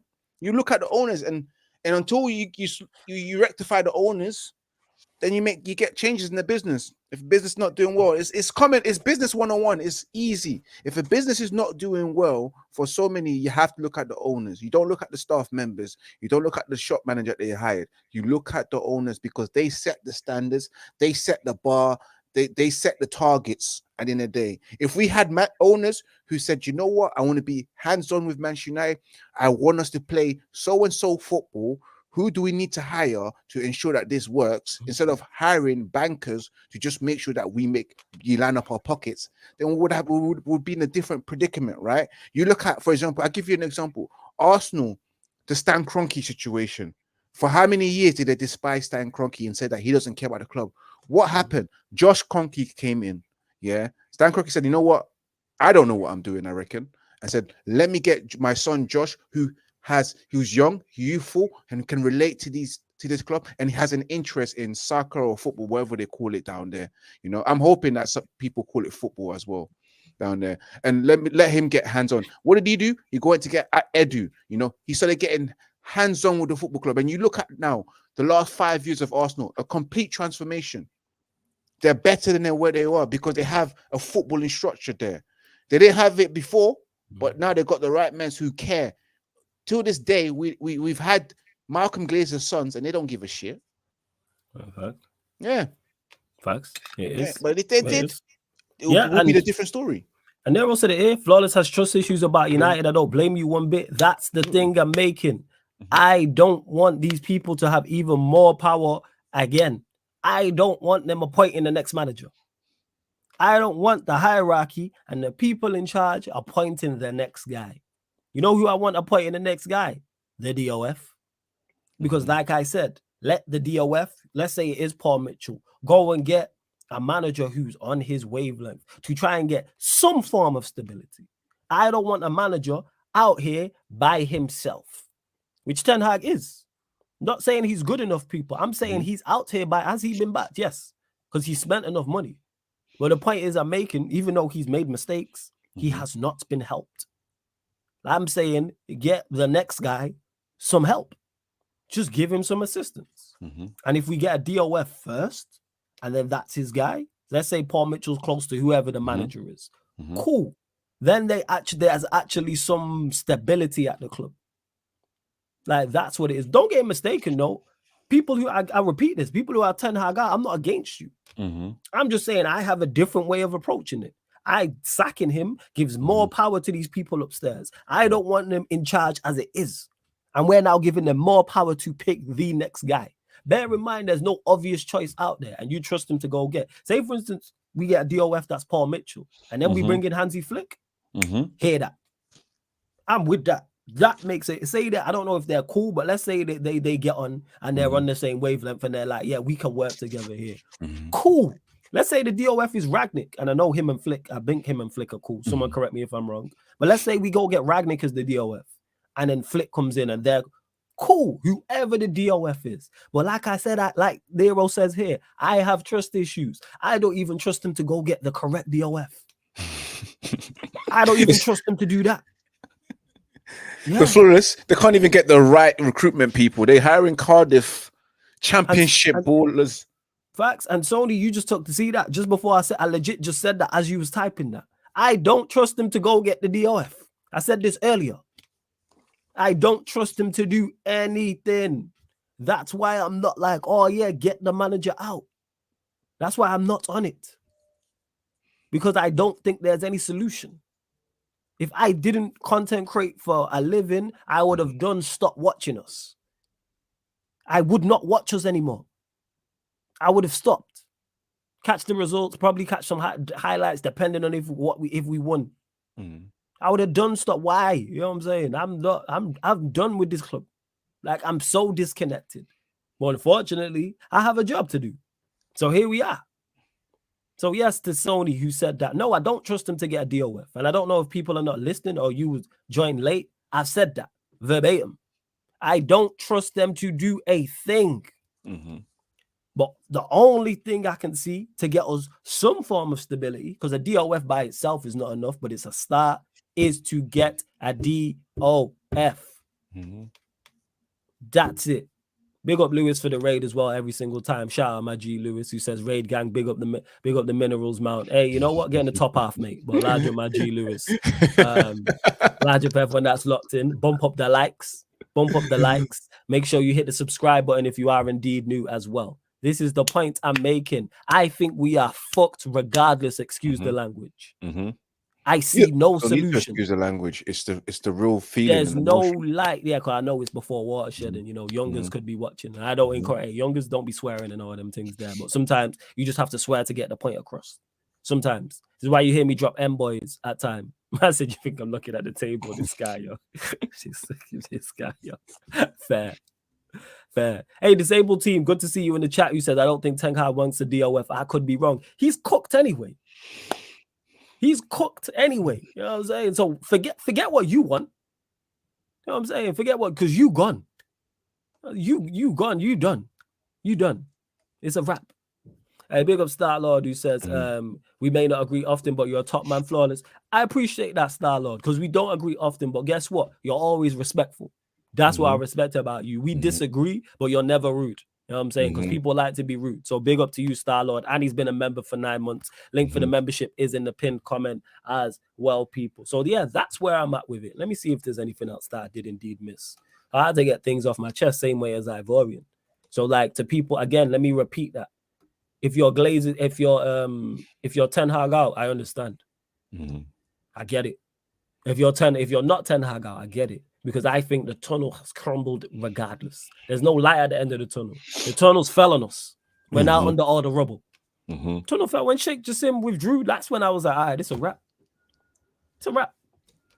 Crumbled. Saying, show's over. We done out. It's a wrap. But we move. It is. Yeah. Exactly. Yeah, we just done. You know what I mean? We just done. We done. Warrior J, we'll get to this before we get into the Bruno captaincy thing. Warrior, my apologies if you answered this already, but what was your view on United's performance in the derby? You can run through it briefly, man. We were shit at the end of the day. Again, let's just rewind that back again. I was really disappointed at the end of the day. No, I wasn't saying really disappointed. This is what I expected, you know. But when you expect something and it happens, it's different in reality. You know, in your mind, you've already set the defeat, but when you witness the defeat, it hurts even more. But overall, I just thought we were poor in the first 45 minutes, bang average, being dominated by Man City as expected. But just the fact that, you know what, yeah, I don't remember Anderson doing anything. I don't even remember what hairstyle Edison had in that game. That's how poor we was. We never got to see Edison. I don't even know what the tattoo looks like anymore. Like, because he has a tattoo on his neck, right? Yeah, he does have. But we don't even know what it is because we never get to see his tattoo. We never get to see him in action. We see our goalkeeper in action. But the only positive thing I have to say against Man City for the Man City game, big up our goalkeeper. He was the only positive thing. He was the only player that played well. But again, back to Manchester United conceding that penalty. Fairs. The Haaland, great as well. And again, I'll always say this again. That Hush Puppy's cousin, that Yahoo boy, Bruno Fernandes, yeah, is a complete fraud. Like, I will always say this again. We'll go there because Keane mentioned it in regards to the captaincy. So yeah, segue into the Bruno conversation. Go on, carry on. Let me segue into Hush Puppy's cousin because I'm gonna call him Hush Puppy's cousin because he's a counterfeit, bro. He's a fraudster. He's as the Nigerians call him, Yahoo boy. You know, Yahoo boy, sending emails out saying that I'm. Is that what you Nigerians call him? Okay, yeah, I didn't know that. Yeah, he be behind those emails that say that I'm a Nigerian prince in this country. You know.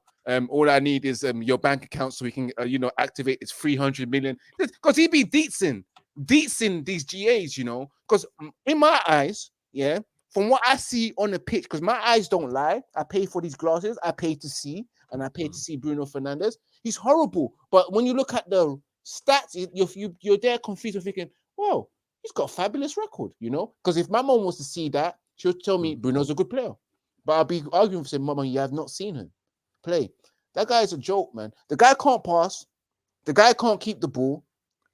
Yeah. And he's supposed to be our number 10. The guy he's not disciplined as well, tactically disciplined to be in the right place. The best that I saw in Bruno Fernandes against Man City is when he pushed that Man City player to the sideboard sponsor. That's the most active I saw Bruno Fernandes in that game. Apart from that, he went missing. It was where's Waldo? You know? We've always been playing where's Waldo in the big games. We can't spot Bruno in the big games, you know. And Waldo, for those who know who Waldo is, he's a guy that wears a red and white stripes, and he's always in these collage of pictures. Oh yeah, man, where's Waldo, man? Yeah. Actually, the youngest might not know. Yeah, go on, carry on. You right? You right? They might not know, but they know now. Like we've been playing Waldo with Bruno Fernandes in the big games, but I'm tired of this guy, man. Can't pass, can't shoot, can't dribble, you know. Can't find space. The captaincy as well is questionable. It is questionable now. Yeah, his attitude stinks as well. You know, I've had enough of this, man. And you wonder why we can't play this Dutch Ajax way. When you have a player that's our vocal point, you can't even dictate tempo, dictate the game, orchestrate. You know, and it's so funny. They call him the magician, but you can't orchestrate, bruv. What magician? What Portuguese magnifico? No. He plays tricks. No. Yeah, he tricks us. No, he don't trick because he disappears. That's the trick. He disappears. That's the trick. He is a magician. That disappears. Disappears. Absolute con artist. They pick up my guy Ram as well. Shout out Ram. Illusionist. United Liverpool show tonight, people. Midnight United Liverpool show should be wonderful. Go on, carry on. Absolutely, man. I've had enough of this. And then you got Marcus Rashford that makes our life even much more difficult, especially in the Man City. But the only thing I can say about Rashford is that in the big game, he does score goals. Yeah, he does score. He doesn't go completely missing. Yes, he is also Houdini at the same time. Like he does contribute, but as well in these big games, when you need to be, when we're telling you what's 2 + 2, you're supposed to be telling us 4, but he's telling us that 2 + 2 = 2. That's his mind thinking. That's his decision making as well when it comes to Marcus Rashford. It's been poor. He's poor, and again, I don't believe Manchester United can achieve anything great when you have Rashford there as your main point and Bruno Fernandes, because it's always them two, and it's always them two that gets into these wonderful positions. And they square it to each other, and they happen to miss. Now, I've seen that countless of times. I saw it in the Manchester derby. I saw it against Copenhagen. I saw it against Galatasaray, and it always happens to be them two that embarrasses us in these games. And to this day, they're undroppable. Flores, I don't know what's in Rashford's contract. He must be a very good politician. It's not in his contract. The manager don't want to drop him. Let's not do that. The manager don't want to drop him. The manager don't want to drop him. It's nothing to do with contract. It's nothing to do with how much money he's on. He doesn't. He said it makes you think. It makes you think the guy's playing terrible. What's in his contract that he's getting? Nothing in his contract. The manager rates him. He said it.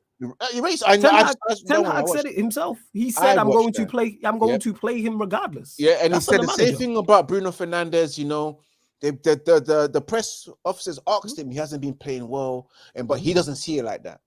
He doesn't see it like that. So if you want to back that, you back that. I'm going home.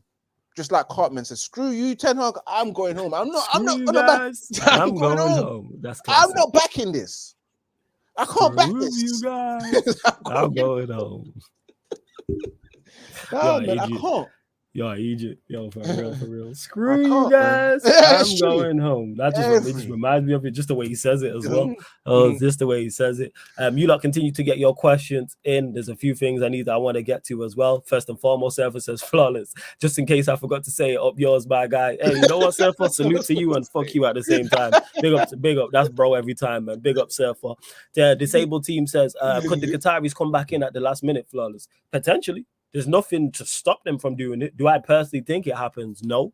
But could it happen? Yes. There's very little knowledge on what's going on in regards to it. So yeah, I hear you. Ed says you're podding flawless Sarcasm City Therapy Hour. I'm here for it. Things to get off your chest, man. Things to get off my chest, and just the dynamic shots. You said Mason Mount's fault now, not Sanch no more, not Maguire, Rashford, Seven Hag, the Glazers. Who said it was Mason Mount's fault? Dynamic shots. Who blamed Mason Mount? Who blame Mason Mount? That's what I want to know. Like, if you lot are going troll, like, at least troll better than that. Like, who said it was his fault? Like, legit. See, yeah, look. On Rashford, give him the trust and play him every game. That's the only way. Tells you all you need to know. He's going to play him regardless. But where do you stand on what Roy Keane said? Bruno. Captaincy. Yeah, he basically said he's not captain, like, he should be dropped, etc., etc. What are you saying? If anyone can pass a judgment on what a captain should be like, it is Roy Keane. You know, I've never been a captain in a team. I've been in leadership positions, but when it comes to sport, I've never been a captain. But from I know, I've captained my Saturday league team. Jeez. You know yeah, out here. You know what I'm saying? You know what I mean? But from what I know of the characteristics of a captain of leadership skills is to be cool, calm, and composed, and be able to, you know, dictate, not whine and moan like it's passa, like it's Nottingham Hill Carnival. This ain't that situation. Could do with Carnival coming up, to be honest. But go on. We could all do with a good time. Yeah, I wish it was next week. I'm not gonna lie. I wish it was next week, fam. I wish it was next week. Lord of mercy. I wish it was next week. I'm telling you. But again, your captain is your leader. He's the one that you should never see crack, right? Because if your captain is cracking, what's the other players going to be thinking? Is that, oh no, the guy that we trust, the guy that never bends and stays hard and firm. Yeah. Pause on that. Yeah. Major pause on that. Hey, yo. And pre-pause on that as well. Hey, yo. Yo. Yeah. Hey, yo. I'm so sorry, guys. I'm so sorry, guys. To dynamic shots. Can you? Don't forget. You said the title says Mason Mount problem at Manchester United with a question mark. Yeah. Did you not see the question mark? No, no one sees the question mark. See, people, man, basic comprehension skills, but people gonna see what they want to see. Go on, carry on. People gonna see what they want to see. It's clearly a question mark on it, but you know, it's a question, not a statement. But go on, carry on. But yes, your captain. You should never see a captain break. Yeah. But all we see is our captain. He's moaning. He's not leading the team. He's not motivating the team. You know, he's not saying, come on, we can do this. He's not galvanizing players and grabbing them by the scruff of their neck and say, you know what, fix up, you know. Because I don't see Bruno Fernandes go to Rashford and say, why did you do that? You know, why did you make that run? You know, like Roy Keane will call your bullshit out in the game and tell you guys to fix up. You know, when we're supposed to be sitting back and keeping tight, yeah, in midfield and in defense, yeah, is he telling them that? You know, because that's what your captain's supposed to be doing. Your captain is your manager also on the pitch. Yeah, he represents the manager's tactics, views, values, and the way we're supposed to play in football on the pitch. But our captain doesn't do that. He doesn't tell the players what to do. He just complains and goes to the referee and does what he does best: moan, moan, moan, and moan. So yes, by the words of Roy Keane, he's not captain material. He's not captain worthy to be captain of Manchester United. You know, I've seen far better captains than Bruno Fernandes. I think it was a mistake. I just think we was desperate because we had Harry Maguire. So we would have done anything for Harry Maguire to be strict with the captaincy. But there's one thing about Harry Maguire as a captain. At least he told players that they need to fix up, even though he had a shit game, you know. But it doesn't help when you're having a shit game and you're telling people to fix really up. went from Matt Maguire to Bruno. I know. But I agree with Roy Keane. He's not captain material. He shouldn't be captain of Manchester United, man, with the behavior like that. And especially in big games when you expect your captain to stand tall, you know, in these games. He doesn't. No, I hear you, man. I hear you. I'm just laughing at the fact we went from Mount to what's it called, isn't it? Not Mount, sorry. From Maguire to Bruno as captain. I know. It's crazy. You know what I'm saying? It's crazy. But you look at the Manchester United squad, Flawless, and you wonder who is the captain there? Like, who can be the captain? You know, is anyone worth being the captain? Man. Anyone talking rubbish will be blocked to go away, man. Shit trolls, go away. Bye. You know what I'm saying? In a bit. Stargaze from outside, sure. You know what I'm saying? Sorry, go on, carry on. Yeah, my question is, you look at Manchester talking rubbish. If you be rude people, you'll get blocked. Simple as that. I'm saying, well, I'll come in doing dumb trolling stuff in a bit. There's other channels for that. We don't tolerate that here. So you know what? Stargaze from outside, mate. You know what I'm saying? Sorry, carry on. Stargaze be gazing from outside, bro. That's what it is right now, bro. Stargaze from outside. You know what I'm saying? Go away. Yeah, man. Who else could be captain? Because I don't see anyone that can be a captain at Manchester United player, because I just don't feel like they've got the middle. You can say Casemiro and Varane to an extent. That's where I'd go with those two. Based on their experience, based on the fact that they've won a lot, you know, and done things with their careers compared to the other players. You can look at them as leaders. Yeah. But even them as well in the big games, they don't really stand tall. Casemiro as well. Casemiro, every time we play, like, I've never watched a game, even when Casemiro's been playing poorly, and I thought, you're hiding. You're not putting in the effort. You're not trying to win the game. He's there consistent. No, he's there. Like in the game, hiding. Like I see him, like he never hides. I'd either have Varane as captain, Casemiro as vice captain, or Casemiro as captain and Varane as vice captain. Either or. People say, well, Varane don't stay fit. We had Gary Neville as captain when he was towards the last stage of his career. And then, like, I think it might have been Rio. It was either Rio or Vidic or someone. Rio was vice captain. Yeah, so he did it. So yeah, you can run it with Varane. So Capo that Varane can run as captain, and then you have Casemiro as vice captain, or Casemiro as captain and Varane as vice captain. Because more often than not, one of those two are playing. More often than not, is one of those two. You got Martinez. That is a shout. Stephanie G as well. That's three. Pick one of those three. Whoever. I like Martinez, actually. One of those three. Whoever. If you want Martinez, cool. If you want Varane, cool. If you want it as Casemiro, cool. Either or. Like, either or. You can do that.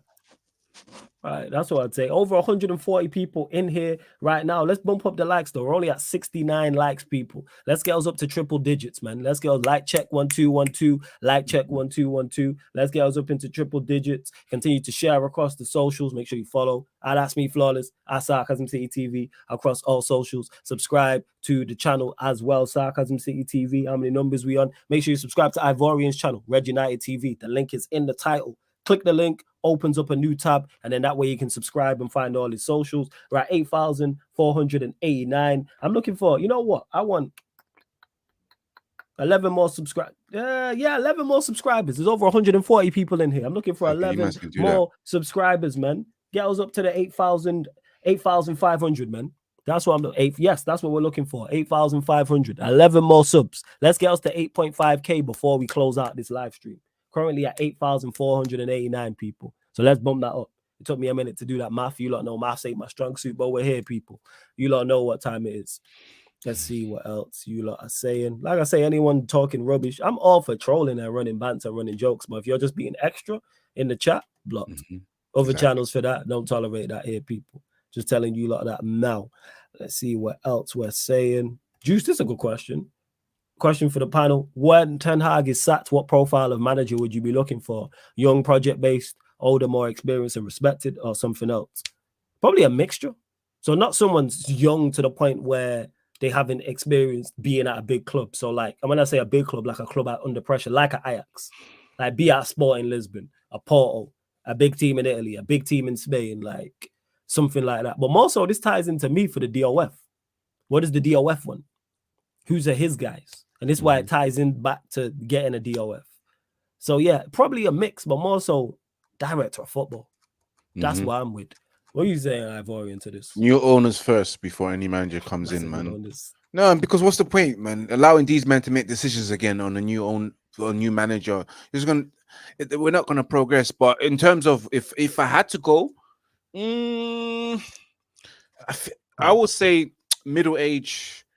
Project based with experience, because you want someone that has the credentials and experience to do this job, because this, again, being a Manchester United manager is not for the lighthearted. You know, you got to have thick skin to actually come here and manage the team, because it's not just the players, it's the media as well, Flawless. It's the owners that's going to stress you out as well when you want certain players to be in your squad and they can't do that for you, and they turn you, sorry big man, me not have that, you know, all the time. It's like when you go to the Caribbean restaurant, you know, have that. You know what I'm saying? Yeah, you got rice, you know. I mean, I have that, fish, you know. You know, have that. Have yeah, that. That's what you know? What do you have? Yeah. You know what I'm Mason saying? Mount. Me I have Mason Mount. You want that? Me not have that. You know what I'm saying? Me not want that. That's what I take. Me not want that. That's what I take. Me not want that. Exactly, bro. And when we start busting out in patois, go and carry on, man. You about to say that. Me not have that. That's how much. That's exactly. So you have to be ready for that kind of thing. So yeah, somewhere in between all those lines that they said, young enough, but certainly mature enough and old enough with the experience and respected in the game. No, I'm not gonna lie to you, man. But yeah, man.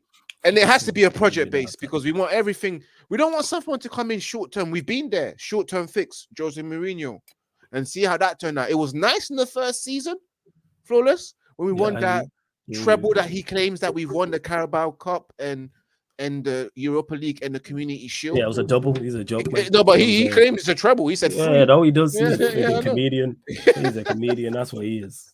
Absolute joke, man. You know what I'm saying? Comedian. That's what he is. Comedian. That's what he is. The question is who? That's again. This is why. Because to me, I agree with you. There's no standout candidate I currently look at in the world of sport. I mean, the world of football. Sorry. However, you know who will have managers who are good? A DOF. DOF will have ideas. Same way a DOF, and the same way, scouts will have an idea of players who to get. I'm saying, like, of course. And this is why it ties back into getting some form of stability. But I don't trust these lot to do anything. To Ram, who says I'm allowed to troll. Of course, Ram, number one, fuck you. Number two, you troll anyway. And number three, we're family. So, of course, you can troll. I don't mind you troll. If we're family, troll away. You seen Surfer? Surfer didn't even say big up. He's like, I just came here to say up yours, Flawless, shut up. Like, family, we can do that. It's new people. I don't tolerate that. Ivorian can say what he likes to me, and we can go back and forth about any cool. You know what I'm saying? Because we fam like that. Same way with you, Ram. It's the new people. I'm saying, don't do that. It's like in your circle of friends, you man can say whatever you want and diss each other. But imagine a newbie just comes and tries to start running jokes. Yes, like, you. Nah, that don't run. That's what it is. You know what I'm saying? It's like if the Nero's in the chat, if Nero says something to me, cool, Nero's cool, we peoples. That's fam, cool. Yeah, brethren, no problem whatsoever. If you're a regular here, get ish off your chest. But it's the new people who try controlling and all this rubbish. At least say big up and then get to the trolling. Yo, everyone hit the like button and subscribe. Yo, Flawless, your team's rubbish. Cool. People who just want to join in just to, man, go away with that, man. This ain't social media. It's not tolerated here. I rule with an iron fist. That's not it's not. This is not what we're doing. Let's see what else you lot are saying as well. Yeah, the same way Lewis joined, you know what I'm saying? He was trolling big up. He's like, Raid Gang, Minerals. You know, like, no. To Keegan, who says Flawless, say if the DOF sticks with Ten Hag. I don't think the DOF will, because I presume, and this is just me guessing, the DOF is going to want his own guy. Same way when ownership comes in, to my knowledge, they want, when the football club has been taken over, if the manager don't get replaced immediately, it happens, within the first season or so. Like normally the owner wants their own guy. So like a DOF is gonna want his guy. Same way a manager joins a club and wants his players. So yeah, that's what it is. Because Ten Hag cooked. He's done. He's done. And if we don't make it out of the Champions League group, he could get sacked. Like I think he will get sacked. Yeah, Nero, that's it. People acting way too comfortable in that. Like way too comfortable. Yeah, it's crazy. And look at this guy, he just ignores it. It's hard to get a reaction out of him. Look at his prick. And yeah, he'll be on the show later on tonight. Manchester United, Liverpool show, ManDem United podcast analysis at Anfield podcast. Ram will be there. Ryan will be there. Saint might be there, people. But big up to all three of them every single time as well.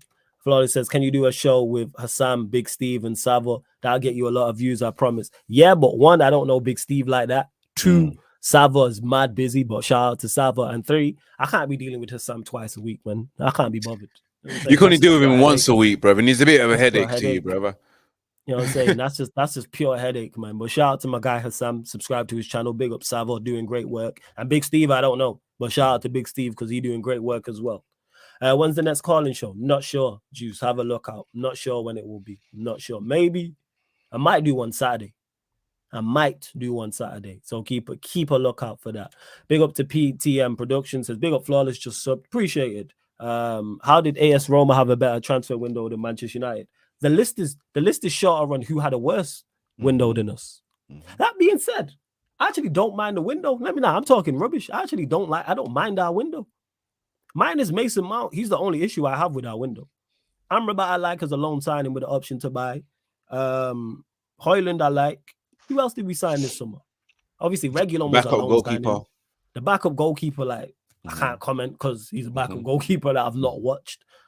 Mount's the only issue I have with the signing. Well, I have a problem with the way the manager's using the squad. That's the biggest issue. That's my problem. As much as I don't rate the squad and I think the players ain't good, I watch you do more with less last season. Hear what I just said, people. The manager had less talent and less of his guys last season and performed better last season than he is with more of his guys and more money spent. That's backwards. You know what I'm saying? That's backwards. Like, for real. Bro, no cap flawless. You versus Hassam this week had me dead. Yeah, man. Me versus Hassam is box office all the time. But I didn't really agree with your point on Klopp. Juice, you a Liverpool fan. Guarantee you're a Liverpool fan. I know this.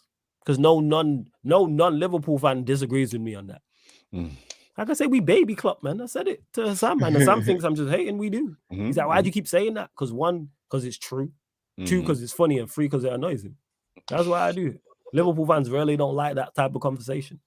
I'm like, why is he allowed to go 4 years without a Premier League or Champions League and no one talks about it? And yeah, even Johnny Evans, Stephanie G, I don't mind. Man's an Arsenal fan, bro. Yeah, like Klopp, like it's the same. You know why? It's because Arteta on the same wavelength. That's why. Not to the same extent.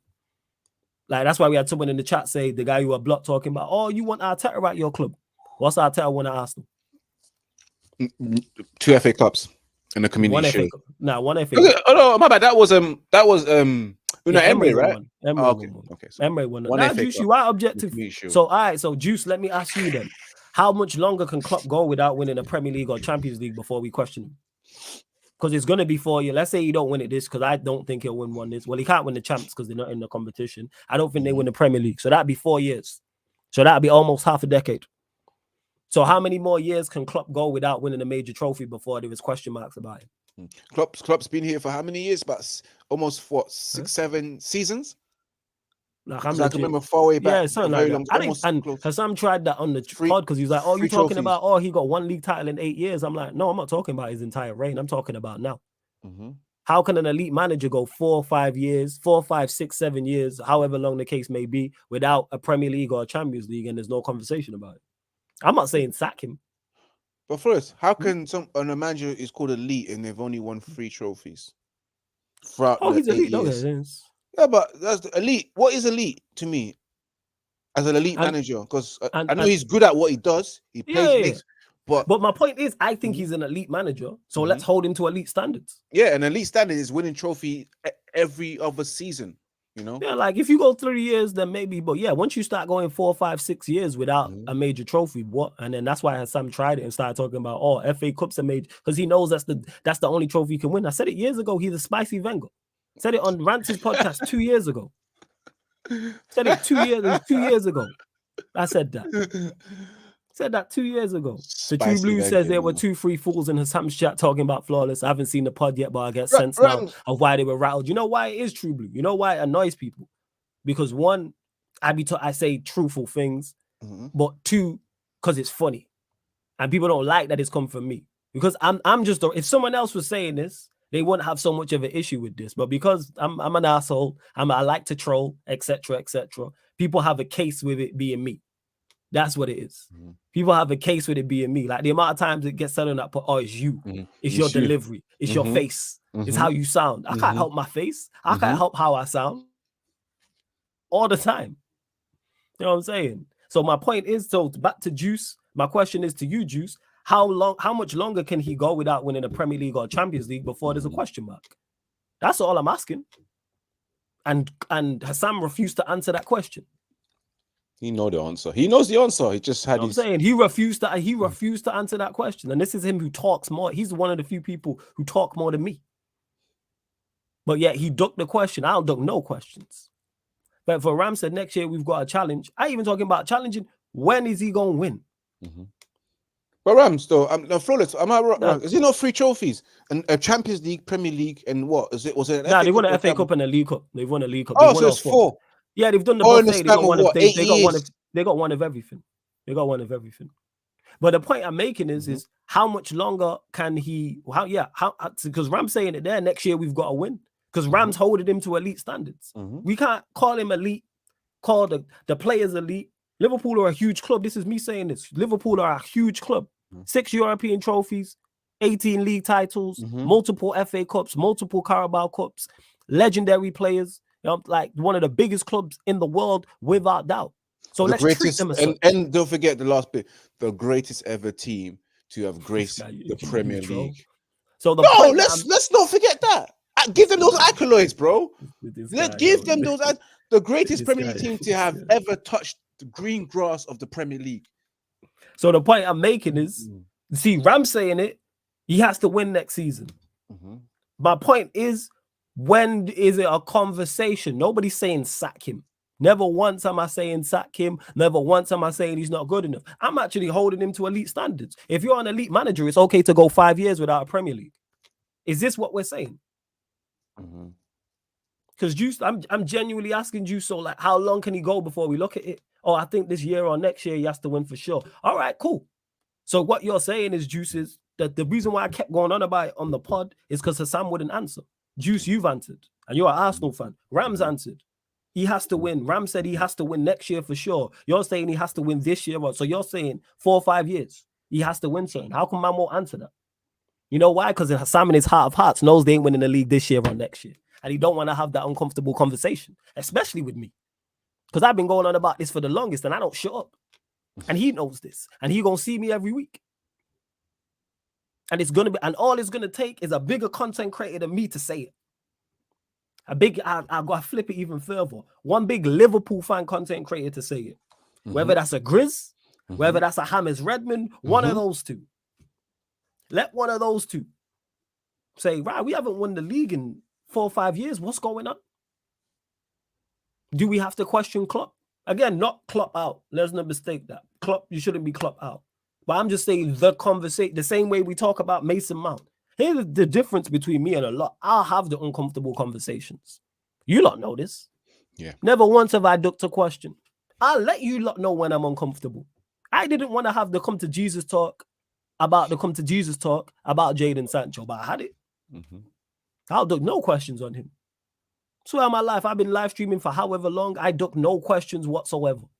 Regulars, you lot will know that. Whether you're a United fan or a rival fan, you lot know one thing about me. Whether you agree with me or disagree with me, I duck no questions. I never say no comment.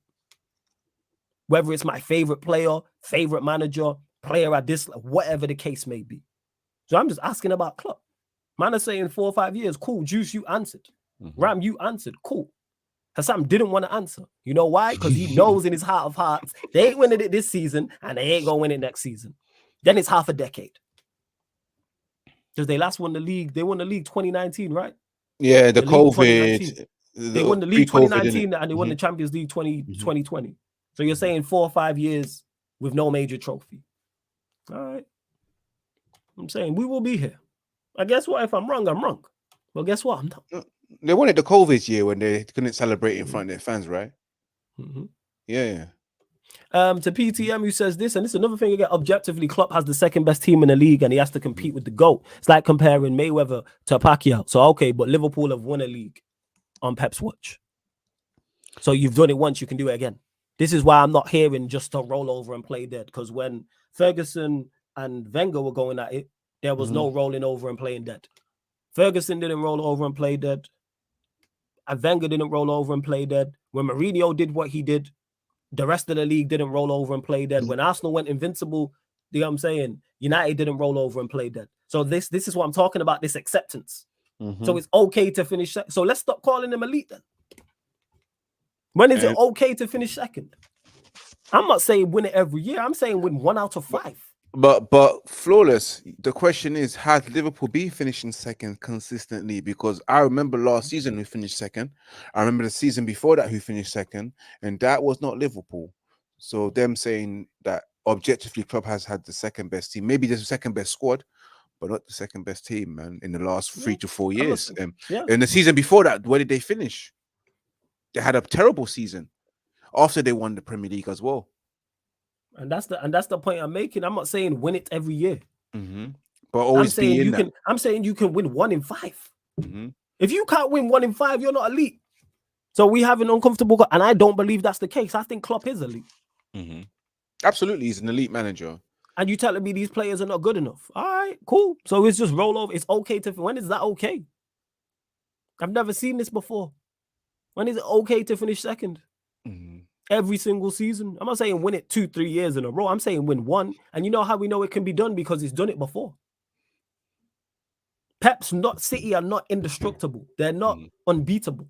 Liverpool beat them to a league title. Arsenal should have won it last year. Arsenal should have won it last year. Yeah, we definitely won't discuss it tonight, Ram. But you actually answered the question. You actually answered. You actually said, yeah, next year we must win it. Forget what City are doing.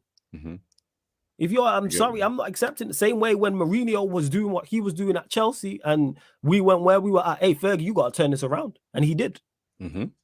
Same way when Arsenal did what they did, when they went invincible, when they won in 98 and when they won their other league title. Hey, I'm just not accepting this because Arsenal are a quality side. Nah. Arsene Wenger didn't just accept it when Fergie was doing what he was doing. We were doing doubles and Wenger was like, all right, cool. Bet.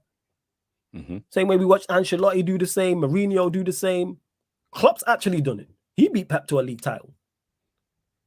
So it's like, I don't like the whole, you can have you can't have it both ways. It's okay to finish second because it's Pep. But then when he wins, praise him.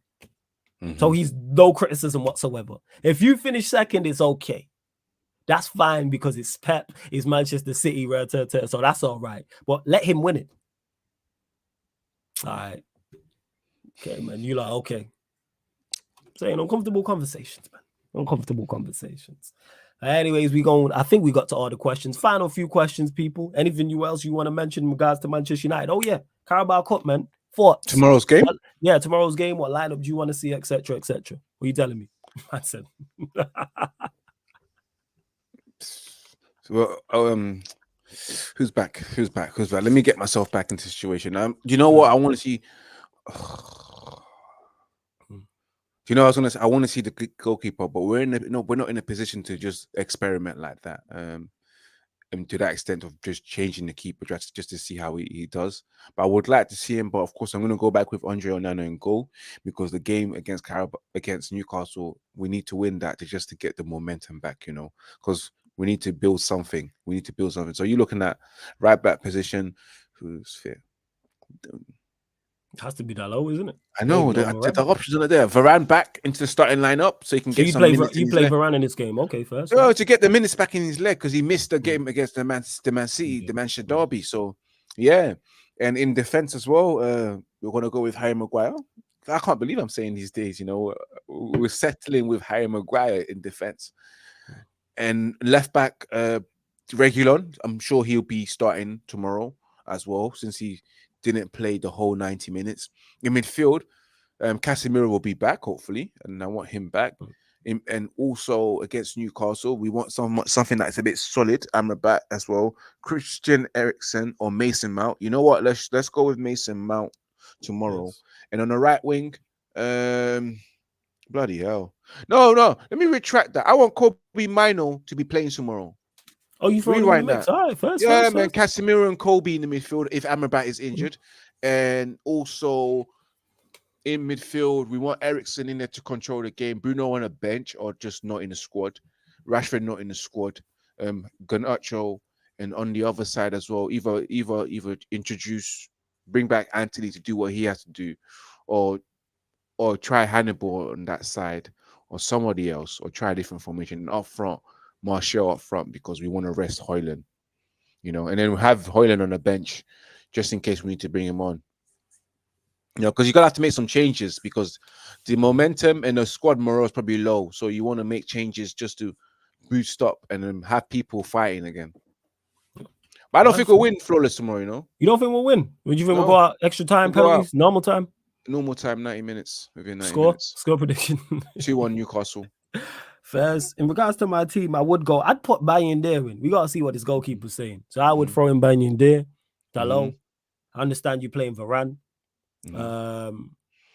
Johnny Evans. Go with big time Johnny. Left back Regulon. He needs minutes.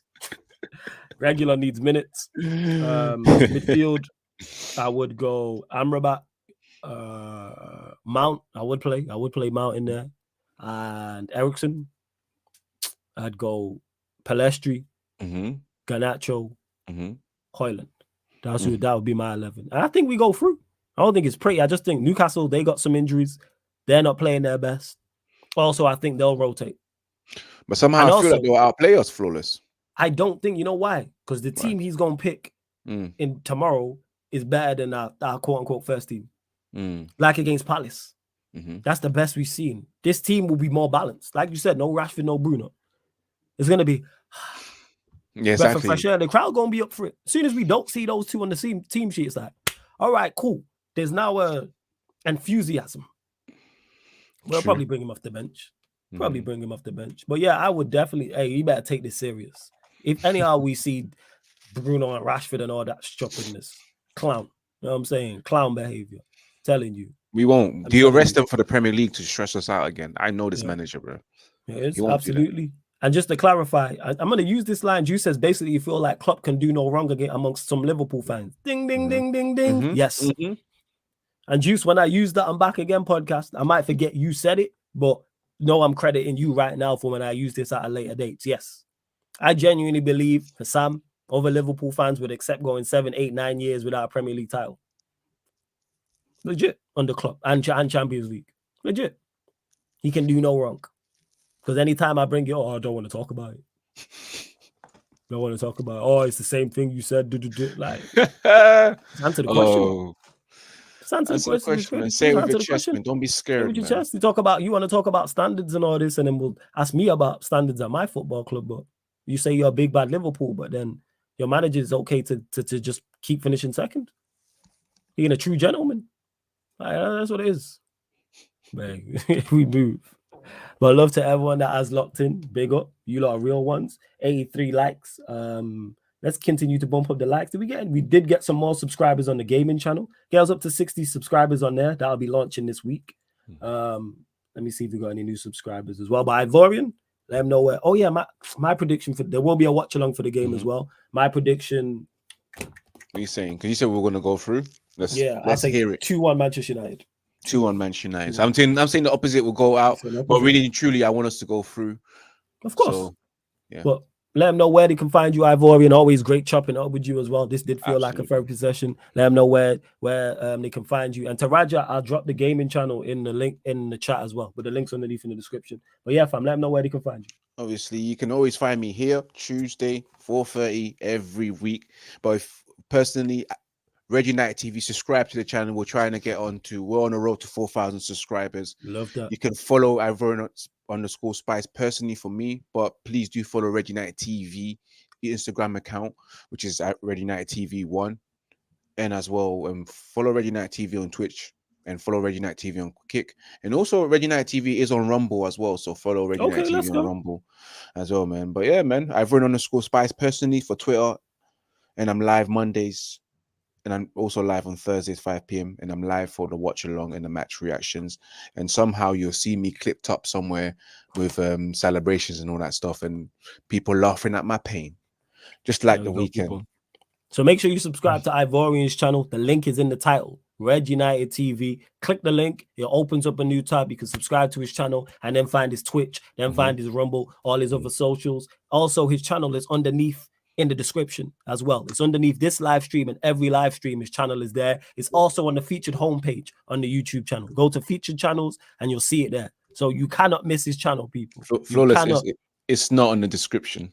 Is it not underneath in the description? No. Is it not? You're gonna have to add that. My bad. I thought it was underneath in the description. It's on the title. Anyway. Yeah, it's therefore in the title. Did I not add you underneath in the description? Oh, my bad. I'm gonna add that. You know what I'm saying, people? I'll add that so it will be there. Don't worry about that. So it will be underneath in the description in future. You know what I'm saying? In future, but it's in the link in the title. Check it's on the featured channel. It should be on the featured channel page, on the homepage. So double check that now, fam. If not, I'll add that as soon as we finish. But yeah, love to everyone that has locked in. My bad. I thought it was there. I thought I'd added it. My apologies there, my G.